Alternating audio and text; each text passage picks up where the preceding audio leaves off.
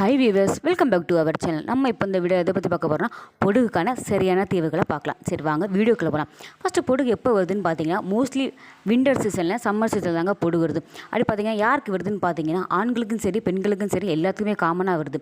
இது யாருக்கு மோஸ்ட்லி வருதுன்னு பார்த்தீங்கன்னா ட்ரை ஸ்கேல்ப், அதாவது வறண்ட முடிகள் வறண்ட தலைகள் யாருக்கு இருக்குதோ அவங்களுக்கு தாங்க மோஸ்ட்லி இது வருது. சரி, இதுக்கான தீர்வுகளை பார்க்கலாம். வாங்க வீடியோக்குள்ளே போகலாம். ஃபஸ்ட்டு டிப்ஸ் என்னென்னு பார்த்தீங்கன்னா 2-3 ஸ்பூன் தேங்காய் எண்ணெய் எடுத்துக்கோங்க. அது கூட அரை எலுமிச்சைப்பழம் சாறு எடுத்துக்கோங்க.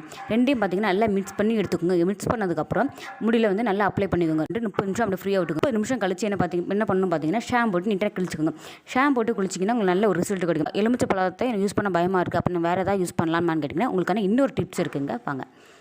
பேக்கிங் சோடா 1 ஸ்பூன் எடுத்துக்கோங்க. அது கூட தேவையான அளவு தண்ணி ஊற்றி நல்லா மிக்ஸ் பண்ணி எடுத்துக்கோங்க.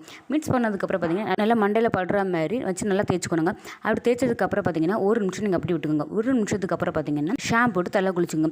பேக்கிங் சோடா யூஸ் பண்ண பயமாக இருக்குது, இதுக்கான வேறு ஏதாவது டிப்ஸ் இல்லையா அப்படி சொல்லி நீங்கள் கேட்டிங்கன்னா இன்னொரு டிப்ஸ் இருக்குங்க. வாங்க பார்க்கலாம். வெந்தயம் எடுத்துக்கோங்க. வெந்தயம் 2 ஸ்பூன் வெந்தயத்தை எடுத்து நைட்டு ஃபுல்லாக நல்லா ஊற வச்சுக்கோங்க. நல்லா ஊறின வெந்தயத்தை பார்த்திங்கன்னா அடுத்த நாள் காலையில் வந்து மிக்ஸியில் போட்டு நல்லா அரைச்சி எடுத்துக்கோங்க. இந்த மாதிரி நல்லா அரைச்சி எடுத்துக்கோங்க. அரைச்சி எடுத்ததுக்கப்புறம் பார்த்திங்கன்னா இந்த வெந்தயத்தை நல்லா தலையில் ஃபுல்லாக நல்லா தேய்ச்சிக்கோங்க.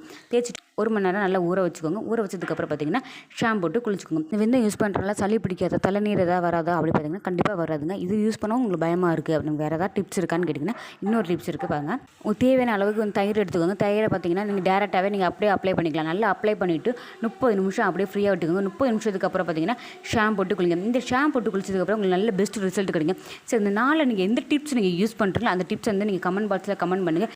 யூஸ் பண்ண டிப்ஸில் உங்களுக்கு என்ன ரிசல்ட் கிடச்சதோ அந்த ரிசல்ட் நீங்கள் கமெண்ட் பாக்ஸில் கமெண்ட் பண்ணால் மறந்துடாதீங்க. இந்த வீடியோ நீங்கள் உங்கள் ஃப்ரெண்ட்ஸுக்கு மறக்காமல் ஷேர் பண்ணுவீங்க. இந்த சேனல் உங்களுக்கு பிடிச்சிருந்தா நீங்கள் லைக் பண்ணுங்கள், கமெண்ட் பண்ணுங்கள், ஷேர் பண்ணுங்கள், சப்ஸ்கிரைப் பண்ணால் மறந்துடாதீங்க. பழத்தை பற்றி இன்னொரு வீடியோஸ் நான் போட்டிருக்கேன். அந்த வீடியோஸ் வந்து டிஸ்கிரிப்ஷன் பாக்ஸில் லிங்க் கொடுத்துருக்கேன். நீங்கள் அதை பார்க்க மறந்துடாதீங்க. தேங்க்யூ ஃபார் வாட்சிங்.